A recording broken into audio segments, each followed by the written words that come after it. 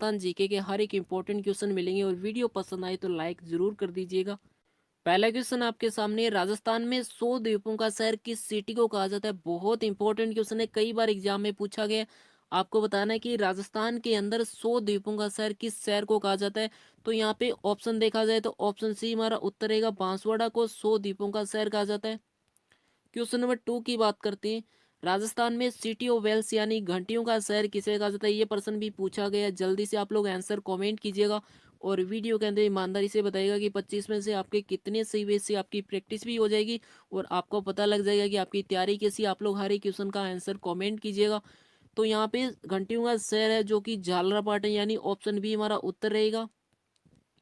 ठीक है, अगर पूछा जाए कि झालरापाटन जो कि कौन से जिले में आता है तो ये झालावाड़ जिले में आता है। क्वेश्चन नंबर 3 की बात करते हैं, राजस्थान में हवेलियों या झरोखों का शहर किसे कहा जाता है। ये प्रश्न भी कई बार एग्जाम में पूछा गया है। आपको बताना है कि राजस्थान में हवेलियों का शहर या झरोखों का शहर किस शहर को कहा जाता है। तो ऑप्शन देखा जाए तो ऑप्शन ए हमारा उत्तर रहेगा, जैसलमेर जिले को। क्वेश्चन नंबर 4 की बात करते हैं, राजस्थान का मैनचेस्टर किसे कहते हैं। सारे इंपॉर्टेंट क्वेश्चन आपको आज के वीडियो में मिलेंगे। आपको बताना है कि राजस्थान का मैनचेस्टर किस सिटी को कहा जाता है। भीलवाड़ा, झालावाड़, अलवर या जयपुर। तो यहाँ पे ऑप्शन ए हमारा उत्तर रहेगा, भीलवाड़ा जिले को। भीलवाड़ा को राजस्थान का मैनचेस्टर कहते हैं। इसको बस्तर की नगरी और टेक्सटाइल सिटी के नाम से भी जाना जाता है। इनको भी आप लोग याद कर लीजिएगा। क्वेश्चन नंबर 5 की बात करते हैं, धौलपुर में नकली जेवर बनाने की कला को क्या कहा जाता है। बहुत इंपॉर्टेंट क्वेश्चन बनता है, इसको याद कर लीजिएगा। यह प्रश्न पूछा गया है, कई बार पूछा गया है कि धौलपुर में जो नकली जेवर बनाए जाते हैं उसकी कला को क्या कहा जाता है। तो यहाँ पे ऑप्शन बी हमारा उत्तर रहेगा, तुड़िया। ऑप्शन बी उत्तर रहेगा, इसको याद कर लीजिएगा। क्वेश्चन नंबर 6 की बात करते हैं, राजस्थान में पाई जाने वाली मिट्टियों में सर्वाधिक उपजाऊ मिट्टी कौन सी है। अगर पूछा जाए कि राजस्थान में जितनी मिट्टी पाई जाती है उनमें से सबसे ज्यादा उपजाऊ मिट्टी कौन सी है। तो यहाँ पे ऑप्शन सी हमारा उत्तर रहेगा, जलोढ़ मिट्टी। अब जलोढ़ मिट्टी के बारे में डिटेल में बात करते हैं। जलोढ़ या अलुवियम इस मिट्टी का दूसरा नाम है, जो कि बहते हुए जल द्वारा बहाकर लाया जाता है, कहीं अन्यत्र जमा किया जाता है और ये भूरा भूरा अथवा ढीला हो जाता है। ठीक है, ये मिट्टी जो ठोस नहीं होती, ढीली होती है, अर्थात इसके कण आपस में सख्ती से बंधकर कोई ठोस सेल नहीं बनाते। ठीक है, जलोढ़ मिट्टी सबसे उपजाऊ मिट्टी है, राजस्थान के पूर्वी भाग में काफी मात्रा में पाई जाती है। अगर पूछा जाए कि जलोढ़ मिट्टी राजस्थान के कौन से भाग में पाई जाती है तो पूर्वी भाग याद कीजिएगा, ये प्रश्न पूछा गया है। ठीक है, बात करते हैं क्वेश्चन नंबर 7 की, राजस्थान में पान मेथी जो कि काफी फेमस है, इसका उत्पादन जो है कौन से जिले में सबसे ज्यादा किया जाता है। बहुत अच्छा प्रश्न है, ये प्रश्न भी कई बार पूछा गया है। तो सीकर, चूरू, नागौर या भरतपुर। तो यहाँ पे ऑप्शन सी हमारा उत्तर रहेगा, नागौर जिले में सबसे ज्यादा उत्पादित किया जाता है। बहुत फेमस है नागौर जिले की पान मेथी। ठीक है, क्वेश्चन नंबर 8 की बात कीजिए, राजस्थान का स्कॉटलैंड किसे कहा जाता है। ये प्रश्न भी पूछा गया है कि राजस्थान का स्कॉटलैंड कौन से जिले को कहा जाता है, जयपुर, भीलवाड़ा, भिवाड़ी या अलवर। तो यहाँ पे ऑप्शन डी हमारा उत्तर रहेगा, अलवर जिले को। क्वेश्चन नंबर 9 की बात करते हैं, राज्य में खंडीन कृषि कहाँ की जाती है। राजस्थान के अंदर खंडीन कृषि जो कि कहाँ पे की जाती है, पाली, जोधपुर, कोटा या बाड़मेर। तो यहाँ पे ऑप्शन डी हमारा उत्तर रहेगा, बाड़मेर जिले में। ठीक है, अगर पूछा जाए कि खंडीन मिट्टी होती क्या है, तो खंडीन जो कि खेत के किनारे सिद्धपाल बनाकर वर्षा जल को कृषि भूमि में संग्रह करने तथा इस प्रकार संग्रहित जल से कृषि भूमि में पर्याप्त नमी पैदा कर उसमें फसल उत्पादन करने की एक परंपरागत तकनीक है, पुरानी जो है विधि है ये। ठीक है, खेत के अंदर एक पाल जो है बनाई जाती है, उसके बाद जो वर्षा का जल होता है उसको संग्रह करके और वहां पे जो है जो पूरी तरह से जो कृषि भूमि होती है वहां पे नमी पैदा की जाती है, उसके बाद फसल का उत्पादन किया जाता है। और ये जो है पश्चिमी राजस्थान के जल विशेषज्ञ भी इस तकनीक को जल संग्रह की महत्वपूर्ण तकनीक के रूप में मानते हैं। कहाँ पे, कौन से, तो ये पश्चिमी राजस्थान के अंदर सबसे ज्यादा उपयोग में ली जाती है विधि। क्वेश्चन नंबर 10 की बात करते हैं, अग्नि नृत्य का संबंध किस संप्रदाय से। यह प्रश्न भी कई बार पूछा गया कि अग्नि नृत्य कौन सी संप्रदाय से जुड़ा हुआ है, वल्लभ, विश्नोई, गौड़ या जसनाती। तो यहाँ पे ऑप्शन डी हमारा उत्तर रहेगा, जसनाती संप्रदाय से अग्नि नृत्य जुड़ा हुआ है। ठीक है, बात करते हैं अग्नि नृत्य जो कि राजस्थान के लोक नृत्यों में से एक है। ये नृत्य अग्नि अर्थात धधकते हुए अंगारों के बीच में किया जाता है। ठीक है, इस नृत्य में केवल पुरुष ही भाग लेते हैं, महिलाएं भाग नहीं लेती। ठीक है, और बीकानेर में यह नृत्य विशेष तौर पे किया जाता है।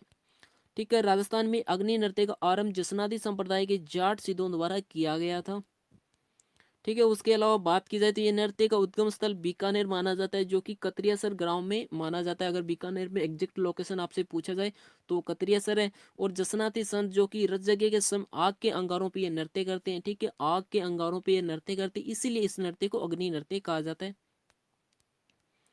क्वेश्चन नंबर 11 की बात की जाए, राजस्थान में खरीफ तिलहनों के अंतर्गत सबसे अधिक क्षेत्र में बोया जाता है। अगर पूछा जाए कि राजस्थान के अंदर खरीफ फसल जिसके अंदर तिलहन में सबसे अधिक कौन सी फसल बोई जाती है, मूंगफली, तिल, कैस्टर बीज या सोयाबीन, तो यहाँ पे ऑप्शन डी हमारा उत्तर रहेगा सोयाबीन। क्वेश्चन नंबर 12 की बात करते हैं, राजस्थानी शैली का उद्गम कौन सी शैली से माना जाता है। बहुत इंपॉर्टेंट क्वेश्चन है, कई बार एग्जाम में पूछा गया है। आपको बताना है कि राजस्थानी शैली का उद्गम किस शैली से माना जाता है। जल्दी से आप लोग आंसर कमेंट कीजिएगा। और इस तरह के सारे इंपॉर्टेंट क्वेश्चन पाने के लिए चैनल को आज ही सब्सक्राइब करके घंटी को दबा लीजिएगा। और वीडियो के अंत में आप सभी से एक इंपॉर्टेंट क्वेश्चन पूछा जाएगा, उसका भी आप लोग आंसर को जरूर कॉमेंट कीजिएगा। तो यहाँ पे अपना उत्तर रहेगा कि राजस्थानी शैली का उद्गम अपभ्रंश शैली से माना जाता है। इसको याद कर लीजिएगा, बहुत बार पूछा गया है। ठीक है, तो ये अपभ्रंश शैली जो कि पश्चिमी भारत में विकसित लघु चित्रों की एक चित्रकला शैली है। और अपभ्रंश शैली जो कि 11वीं से 15वीं शताब्दी के बीच में प्रारंभ ताड़पत्रों के बाद में कागज पे चित्रित की गई थी।